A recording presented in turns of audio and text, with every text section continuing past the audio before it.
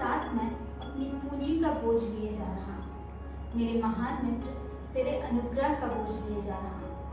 ये पंक्तियां हैं महान कलाकार, चित्रकार एवं लेखक प्रोफेसर राजा राम जी की एक अव्यवहारिक कविता की। प्रोफेसर राजा राम आर्ट फोकस के संस्थापक संपादक, कला इतिहासज्ञ, मर्मज्ञ और आर्ट क्रिटिक रहे हैं। एक कलाकार के लिए सच्ची श्रद्धांजलि सिर्फ और सिर्फ कला ही है। अंतर्राष्ट्रीय ख्याति प्राप्त कला समीक्षक एवं सप्तवर्णी शोध संस्थान के संस्थापक प्रोफेसर राजा राम जी के सम्मान में राजा राम रूपध्वनि कला दीर्घा में भोपाल के 11 वरिष्ठ कलाकारों की समूह प्रदर्शनी का आयोजन किया गया।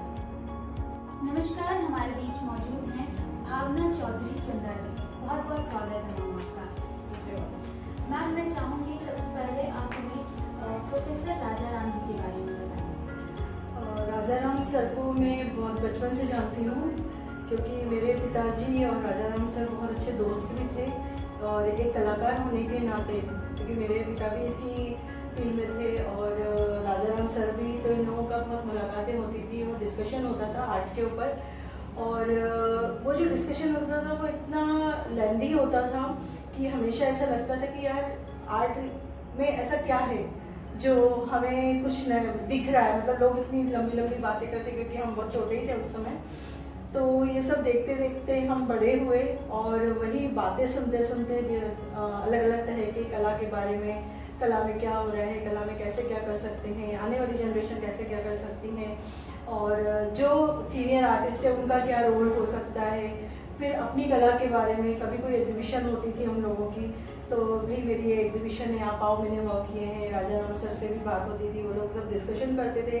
कई समूह प्रदर्शनियाँ, एकल प्रदर्शनियों में, क्योंकि भोपाल एक बहुत छोटा शहर है, सब इतना बड़ा भी नहीं है, तो हर कोई भी कला प्रदर्शनी लगती थी। तो उसके अंदर जब सभी लोग शिरकत करते थे, और उसके शिरकत करने के अलावा जो लोग आते थे, जैसे सीनियर आर्टिस्ट राजा राम सर, मेरे पिताजी सुरेश चौधरी जी, और भी कई आर्टिस्ट थे, सचिता नामदेव सर जो थे, ये सब लोग एक बहुत अच्छा इनका ग्रुप था। और इन लोगों के जो डिस्कशन होते थे उस चीज़ ने हमें कहीं ना कहीं एक तरह से प्रोत्साहित किया। और राजा राम जी की मैं, राजा राम सर की मैं स्पेशली बात करूँगी, तो क्योंकि वो एक कला शिक्षक भी थे, और कला शिक्षक होने के नाते जिस तरीके का उनका नज़रिया था वो स्टूडेंट्स को लेके, विद्यार्थियों को लेके, वो एक अलग तरीके का था। क्योंकि क्या होता है, एक कलाकार जब एक कला शिक्षक के रूप में भी अपना रोल निभाता है, तो उसका नज़रिया दो तरह से काम करता है। वो होता है, एक तो आने वाली जो जनरेशन है उसको सही गाइडेंस मिले, दूसरा वो अपने आप को आगे रखना चाहता है कि मैं किस तरीके से वर्क करूँगा, मैं किस तरीके से अपनी कला को प्रदर्शित करूँ, कि उससे इंस्पायर होके जो स्टूडेंट्स हैं वो भी उसको आगे ले जाने में उनको हेल्प हो। मैम, मैं चाहूँगी कि अब आप इस कला दीर्घा के बारे में इस कला प्रदर्शनी में, इस गैलरी में आने का मौका मेरे को पहली बार मिला। बिकॉज पहली बार भी ऐसा हुआ था कि एग्जीबिशंस हुई हैं, 3 साल से हो रही है, बट अनफॉर्चुनेटली मेरा आना नहीं हो सका। लेकिन इस बार जो मुझे निमंत्रण मिला कि तुमको शिरकत करनी है इस एग्जीबिशन में, तो मैंने सहर्ष इसका दिया, अपना नाम बोला कि हाँ ठीक है मैं आऊँगी, और अपने काम को भी दिया। और जब मैंने यहाँ पे विज़िट किया तो रियली मुझे बहुत अच्छा लगा कि एक कलाकार को इस तरीके से एक घर के में भी, मतलब एक होता है कि लोग बाहर तो प्रोत्साहित करते हैं, लेकिन जब हम घर के लोग भी उसको मोटिवेट करते हैं और कला को उनकी प्रदर्शित करते हैं और लोगों के लिए पूरी तरीके से, कि जब कभी भी कोई भी आके उसको देख सकता है, तो वो एक अलग ही माहौल क्रिएट करता है सभी के लिए। वो विषय, मतलब शीर्ष कलाकार हो, स्टूडेंट हो, या शौकिया कलाकार हो, सभी के लिए एक होता है कि हाँ एक वो ऐसी जगह है जहाँ पे हम जाके कभी भी कला को विभिन्न नज़रियों से देख सकते हैं। मैम, आपकी कोई ऐसी यादें जुड़ी हैं प्रोफेसर राजा राम जी के साथ जो आप हमसे साझा करना चाहें? बट एक चीज़ में जो छोटा सा एक याद आती है, एक एग्जीबिशन लगी थी आनंद भवन में, और उस समय जो था कि कलाकार जो बैठे थे सभी लोग, और जो शीर्ष कलाकार थे हमारे भोपाल के, वो लोग बैठे थे डिस्कशन कर रहे थे। उस समय जो डिस्कशन हुआ था वो इतना लेंथी, कुछ आधे घंटे का था वो, बट वो इतना लेंथी हो गया था, कम से कम 1.5-2 घंटे तक चला था वो डिस्कशन। इतना मतलब भाव विभोर करने वाला था कि वो शायद मैं कभी नहीं भूल सकती है कि कला के ऊपर कि लोग जब आपस में बैठते हैं तो कितना फ्री होकर बात करते हैं। बहुत बहुत धन्यवाद मैम, हमारा आपने अपना समय दिया, बहुत धन्यवाद। नमस्कार, आज हमारे बीच मौजूद हैं श्री देवीलाल पाटीदार जी। बहुत बहुत स्वागत है सर आपका। सर, मैं चाहूँगी सबसे पहले आप हमें प्रोफेसर राजाराम जी के बारे में बताएं। दरअसल मध्य प्रदेश के संदर्भ में राजाराम जी पहले ऐसे व्यक्ति थे जो चित्रकला और चित्रकला के आलोचना दोनों के बारे में देश में जो उपलब्ध शिक्षा है और देश से बाहर जो देश में उपलब्ध शिक्षा है वो दोनों प्राप्त किए। एक तरह से मध्य प्रदेश के लोग भी वो पहले आदमी हैं जिन्होंने कला आलोचना को लेकर और इसको लेकर अभ्यास में पढ़ाई डिग्री की थी। तो उस संदर्भ में मध्य प्रदेश की कला और मध्य प्रदेश के जो 2-3 पीढ़ियों का काम है उसको व्यवस्थित तरह से उसकी समालोचना करना, उसके महत्व को बताना, ये राजाराम जी ने किया है। मैं चाहूँगी कि अब आप इस कला दीर्घा के बारे में आपके क्या विचार है, ये हमसे साझा करें। दरअसल तो उनका घर है और कला के साथ उनका संबंध था कि बहुत सारे विद्यार्थी हैं जो यही सीखते हैं, जो लगातार काम कर रहे हैं। तो जॉब में रहते हुए भी उनको प्रेरित करते थे, उसके बाद भी उनके साथ एक रिश्ता बन गया। टीचर का रिश्ता भी उसके साथ बाद भी उनको प्रमोट करने या प्लेटफॉर्म देना चाहते थे। तो उसी संदर्भ में उन्होंने कला दीर्घा की रचना की। पर खाली ये प्लेटफॉर्म जैसा नहीं है, मतलब जहाँ लोग आके अपना काम दिखाते हैं। दरअसल इसके पीछे एक कला दृष्टि भी है जो अपनी समझ से वो किसे कला मानते थे, किसे कला नहीं मानते थे। तो जो सार्वजनिक जगह है वहाँ तो सभी तरह का काम होता है, सभी तरह के आर्टिस्ट काम करते हैं और उसमें बहुत सारी चीज़ें ऐसी होती है जो कला नहीं है ना, या जो कला होने का स्वांग कर रही है, नाटक कर रही है। मतलब बहुत बार ऐसा एक चित्र होता है जो इस बात का स्वांग करता है कि वो चित्र है, वो करने वाले के असली और नकली होने की बात है, या करने वाले को कला की कितनी समझ है और नहीं है इसकी बात है। तो इस चीज़ को लेके भी उनको ये दरकार थी कि वो अपनी दृष्टि से कला के बारे में और कलाकारों के बारे में और आयोजनों के बारे में भी वो अपनी दृष्टि को जगह दे सके। उसके लिए भी उनको एक ऐसे प्लेटफॉर्म की जरूरत थी जहाँ वो स्वतंत्रता पूर्वक कर सके। बहुत धन्यवाद सर। नमस्कार, हमारे बीच हैं डॉक्टर सुचिता राव जी। बहुत बहुत स्वागत है मैम आपका। मैम, मैं चाहूँगी सबसे पहले कि आप हमें प्रोफेसर राजाराम जी के बारे में बताएं कि आप उनसे कब मिली थी। राजाराम सर से मेरा मिलना बहुत पहले हुआ जब मैंने अपना ग्रेजुएशन कंप्लीट कर दिया था, पोस्ट ग्रेजुएशन। तब मुझे पीएचडी करना था, तो मैं ग्वालियर से हूँ और ग्वालियर से मुझे सर का नाम किसी ने सुझाया, तो मैं भोपाल आई, सर से मिली और सर को मैंने बताया कि मुझे पीएचडी करना है आपके निर्देशन में। तो सर ने मुझे बोला कि क्या किस टॉपिक पे करना चाहते हो, तो मैंने सर को बताया कि मैं रुद्राहन जी पर पीएचडी करना चाहती हूँ। उस समय मुझे नहीं पता था कि सर का बहुत ज़्यादा अटैचमेंट है रुद्राहन जी के साथ में। मेरा ये था कि रुद्राहन जी जिस स्कूल में काम कर रहे थे ग्वालियर के प्रथम विद्यालय में, मैं वहीं की स्टूडेंट थी, मैंने स्कूलिंग वहीं से की थी। मैंने रुद्राहन जी को जब मैं क्लास 10th में थी उस समय मैंने उनको देखा था काम करते हुए और मैं बहुत इंस्पायर थी उनसे। तो जब मेरा पोस्ट ग्रेजुएशन हुआ तो मुझे लगा कि मैं उनकी लाइफ पर पीएचडी करूँ। इस सिलसिले में मेरा सबसे पहले राजाराम सर से मिलना हुआ। मैम, इसी के साथ मैं चाहूँगी कि आप हमें ये बताएं कि आप इस कला दीर्घा के बारे में क्या सोचते हैं। कला दीर्घा मिसेस विनय राजाराम जी ने बहुत बड़ा काम किया है यहाँ पर सर के, क्योंकि जब हम सर से मिलने आते थे पीएचडी के समय, तब सर के बहुत ज़्यादा वर्क लोगों ने देखे नहीं थे। हम बस जो डिस्प्ले रहते थे घर में और फिर अपने पीएचडी के बारे में बात होती थी। पर जब ये कला दीर्घा बनी और सर के इतने सारे काम हमको देखने को मिले, तो रियली बहुत प्रसन्नता हुई और एक तरह से ये दुख हुआ कि हम कैसे मिस कर गए कि सर के रहते हमने इतने काम नहीं देखे, और उसके बारे में फिर शायद हम लोग सर से बात करते तो हमारा कुछ और भी उससे लाभ होता, हम लाभान्वित होते। बट कला दीर्घा वाकई बहुत अच्छी है, और मैडम जो समय समय पर प्रोग्राम करती हैं तो उसके लिए तो कोई शब्द नहीं है, क्योंकि वो पूरा समय अपना मेहनत करके और लगी रहती हैं, और हम चाहकर भी उनका उतना साथ नहीं दे पाते, क्योंकि अपनी अपनी सबकी ये रहती हैं, प्रॉब्लम्स रहती हैं। मैं चाहती हूँ कि मैं बहुत जुड़ूँ, हर प्रोग्राम में बहुत अच्छे से काम करूँ मैम के साथ में, बट मेरे जॉब की वजह से और फैमिली के कुछ ये रहते हैं यूज़, तो उतना मैं समय नहीं दे पाती जितना मुझे देना चाहिए या मैं देना चाहती हूँ। अंतरा, मैं चाहूँगी कि आपके अगर आपके गुरु रहे हैं प्रोफेसर राजा राम जी, तो उनके साथ कोई मज़ेदार किस्सा या कुछ यादगार किस्सा आप हमसे साझा करना चाहेंगे? बिल्कुल। जब मैं सर के पास जाती थी लिखने के लिए, तो उस समय सर मुझे जैसे टाइम देते थे कि 4:30 बजे आज आना है, तो मैं 4:30 बजे डॉट उनके पास पहुंच जाती थी, तो सर बहुत खुश होते थे कि तुम्हारा टाइम पे आना मुझे बहुत अच्छा लगता है।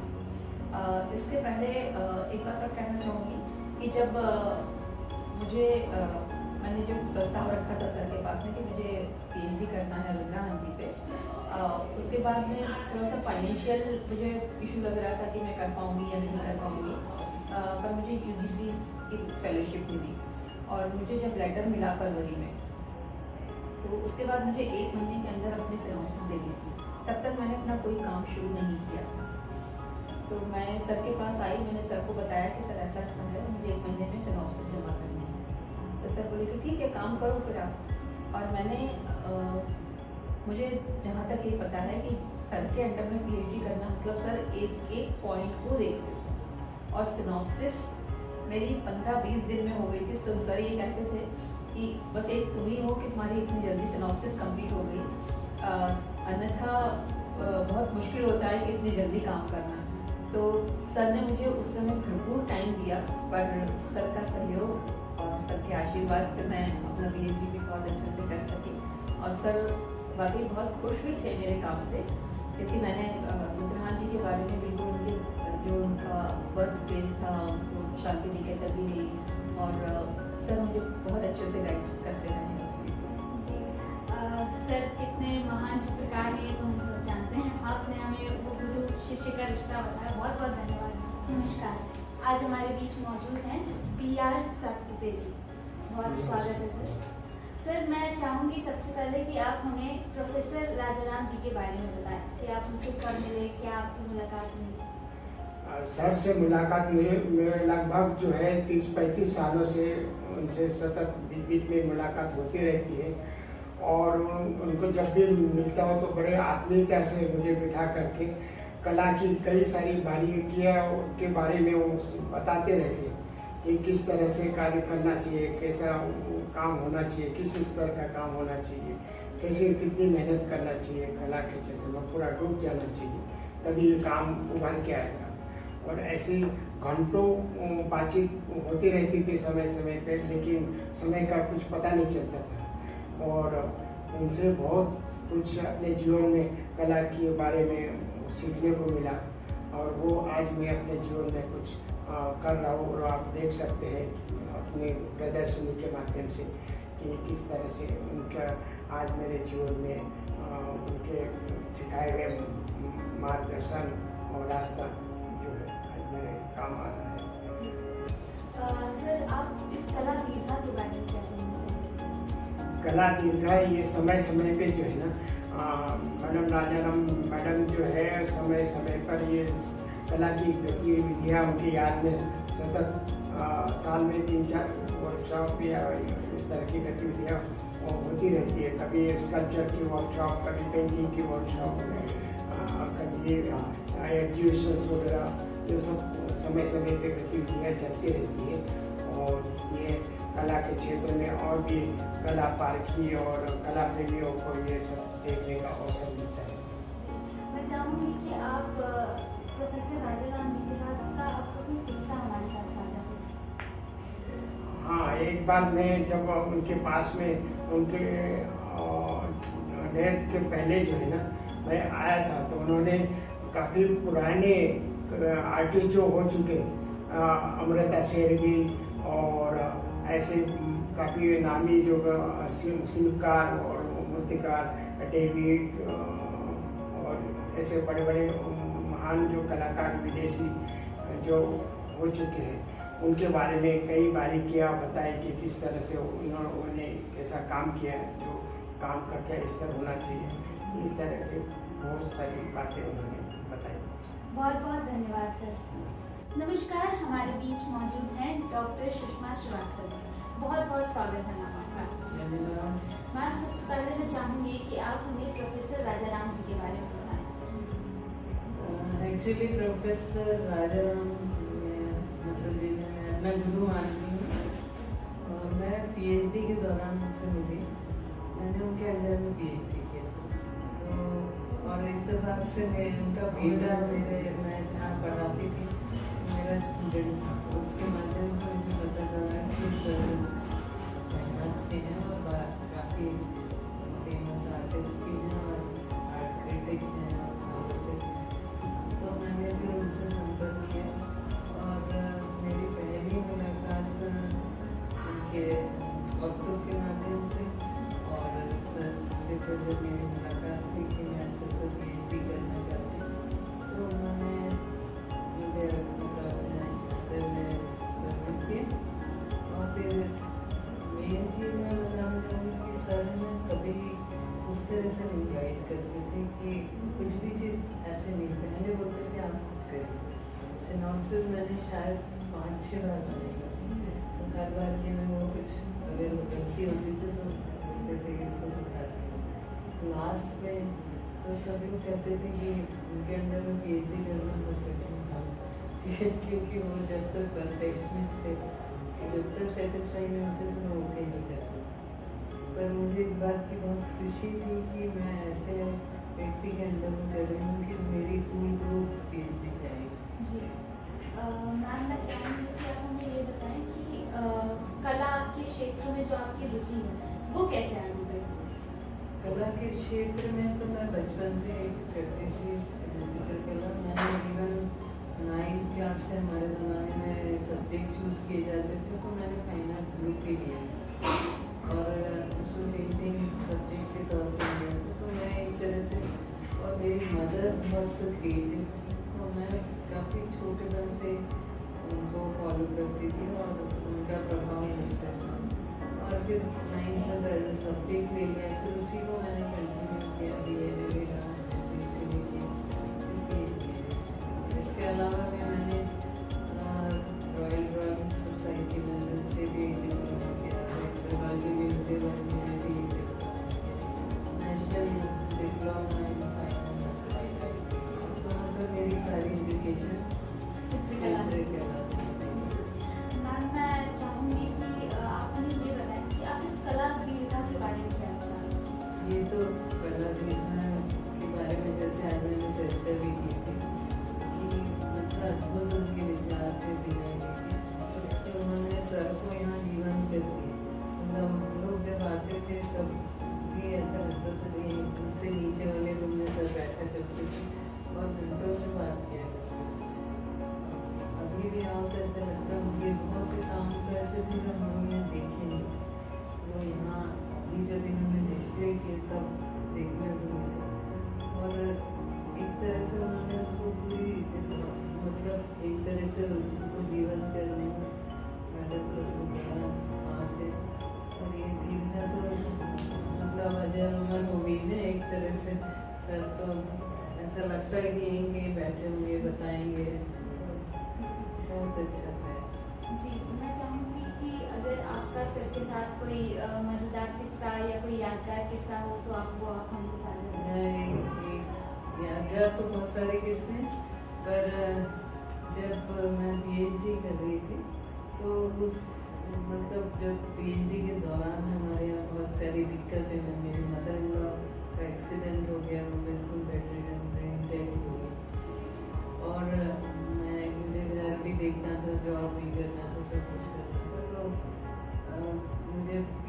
काम करने के लिए टाइम नहीं होता।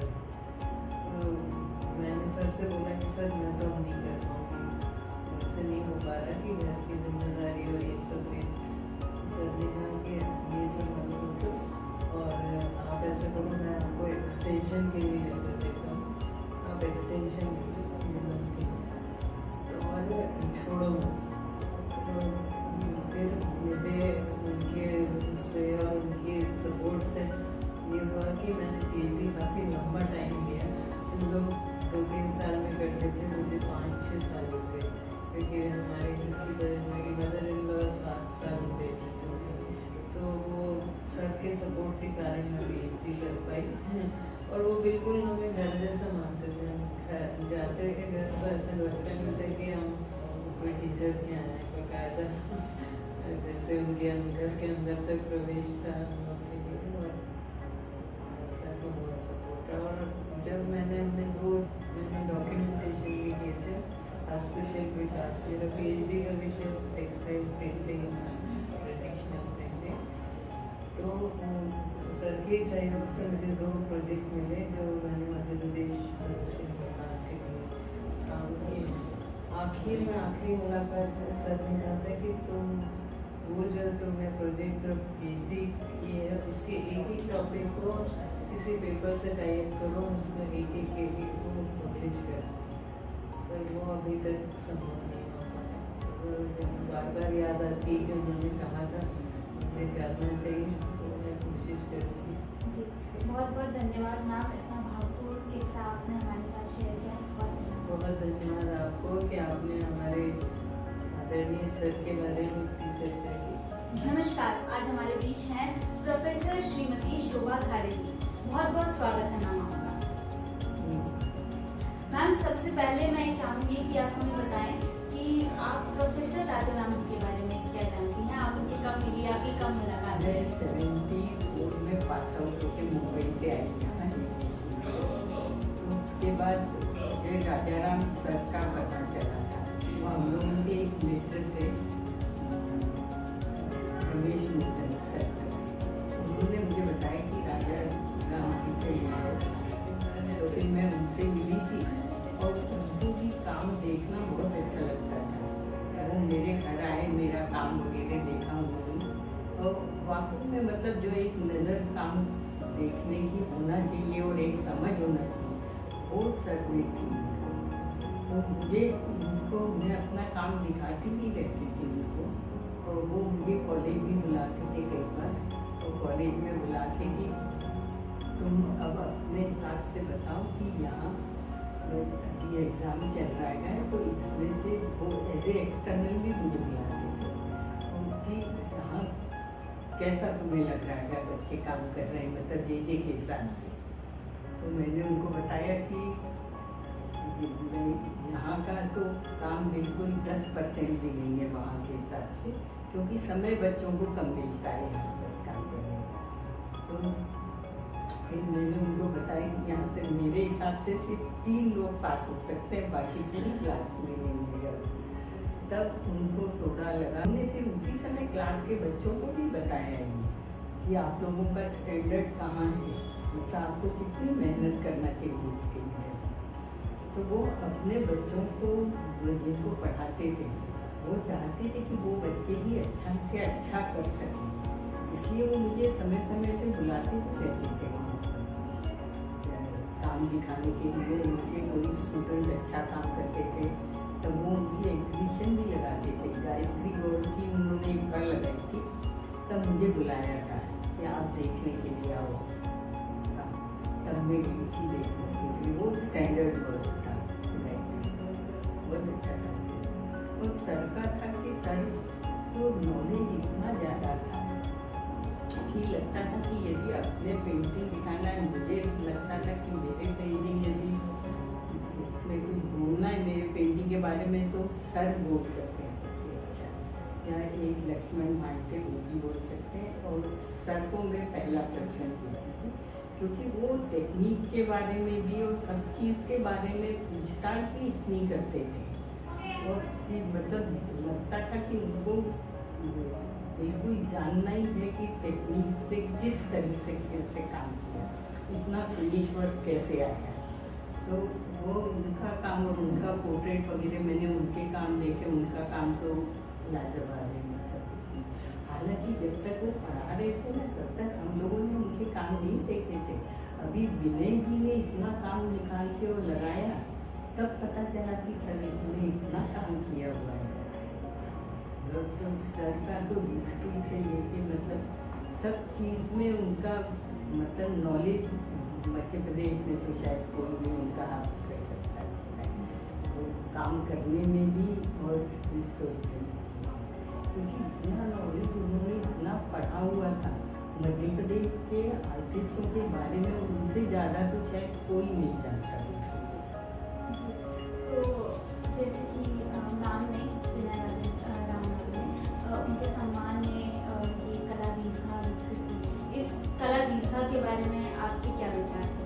कला दीर्घा अच्छा है उन्होंने पूरी, और वो बोले राजा राम जी को तो मैं झांसी की रानी बोलती हूँ, क्योंकि वो बहुत मेहनत की हद से ज़्यादा, क्योंकि मैंने पहले भी देखा है और उनकी कविताएँ भी पढ़ने के साथ होती, बहुत सेंसिटिव लिखती हैं उनका, और वो इतनी हिम्मत है उनमें कि इतना कर लेती है कि वो एक आश्चर्य है उनके लिए। और उन्होंने इतनी दीर्घा खड़ी कर दी, इसमें अभी इतने लोग आते हैं, राजा राम सर को पहचानने वाले आते हैं, उनके स्टूडेंट्स आते हैं और दूसरे उनके स्टूडेंट के फैमिली वाले लोग भी आते हैं, और भोपाल के और दूसरे लोग भी देखने के लिए आते हैं। कला दीर्घा तो बहुत अच्छी थी, जबकि वो इतना अंदर है लेकिन फिर भी उन्होंने हिम्मत की इतना करने की और कर दिया। और अभी तो वो पेंटिंग खुद भी करती है कभी कभी, जैसे यहाँ पे आपने देखा होगा वो एक जगह उन्होंने बनाया हुआ है अपनी, अब अकेली रहती है तो उन्हें उतना मतलब वो अपने में लगी रहती है, और उनकी मेहनत तो लाजवाब है। जैसे सर का काम था वैसे विनय जी वो लिखती भी है तो बहुत सुंदर लगती है। किताबों पढ़ने में लिखना भी उनका बहुत अच्छा है, और इसका आयोजन करना हम लोगों की तो बस की बात नहीं है।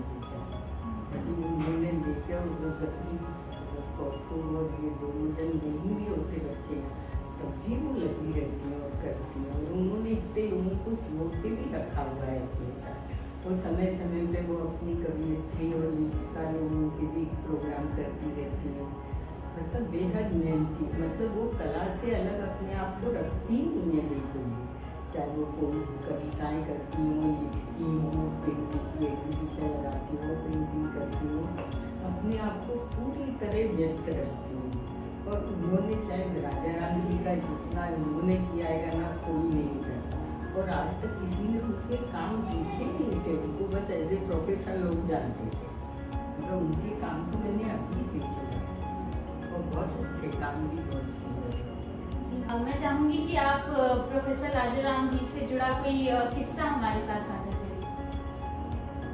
उनका किस्से तो बहुत होते हैं, आपको एकदम से तो याद नहीं आता, क्योंकि वो बच्चों को बहुत प्यार करते थे। मेरे 2 बच्चे हैं, हम अक्सर उनके घर जाया करते थे, उनका साउथ में ही घर था और हम शास्त्री नगर में रहते, तो वहाँ अक्सर जाते आते रहते थे उनके घर में। कॉस्ट्यूम वगैरह छोटे छोटे थे, तभी मेरे बच्चे भी छोटे थे, तो वो उनके यहाँ जाते थे, खेलते थे। बच्चों को भी दोनों जन बहुत प्यार देते थे, सबके बच्चों को, तो वो देख के भी एक उनका अच्छा लगता था। वैसे काम करने का था कि वो एक बार मैंने अपने काम बताए थे, उस समय मैं घर में ही काम करती थी, तो वो बड़े बड़े रोलर से काम करती थी, तो वो उनको बहुत अच्छा लगा। वो कहते हैं कि मैंने ना कभी सोचा नहीं था कि कोई महिला चित्रकार इस तरह से काम कर सकती है, क्योंकि लोग एक्सपेक्ट करते हैं सब ब्रश वगैरह से करते हैं। मेरे काम में मैं रोलर का इस्तेमाल, क्योंकि मुझे एक स्मूथनेस चाहिए रहती है, और मैं जो काम करती हूँ ना वो मुझे ऐसा नहीं है कि अभी करने के लिए बिठा दिया और फिर 1 घंटे बाद उठ गए, 2 घंटे बाद। मैं कभी काम करती हूँ तो 8-10 घंटे मुझे कंटिन्यूस चाहिए काम करने के लिए, तभी वो अंदर का सब निकल पाता है, जैसा हम चाहते हैं वैसा तभी निकल पाता है। इसलिए उनको मेरा काम बहुत अच्छा लगता था। वो आते थे देखने के लिए, आते थे, अप्रिशिएट भी करते थे, और उनको काम अच्छा लगता था। बहुत बहुत धन्यवाद मैम अपना समय देने के लिए। सही गलत में कला को मत भूलो। ये शब्द हैं प्रख्यात चित्रकार प्रोफेसर राजा राम जी। वो कहते हैं कि किसी और के डर से अपने आप को मत सुधारो, बल्कि अपने आप से डरो, कभी गलती नहीं। बहादुर शाह जफर का एक शेर याद आता है कि मुझको दुनिया से जफर कौन मिटा सकता है, मैं तो शायद किताबों में समझ आऊंगा। ऐसे अद्भुत कला संसार के धनी प्रोफेसर राजाराम जी को मेरा शत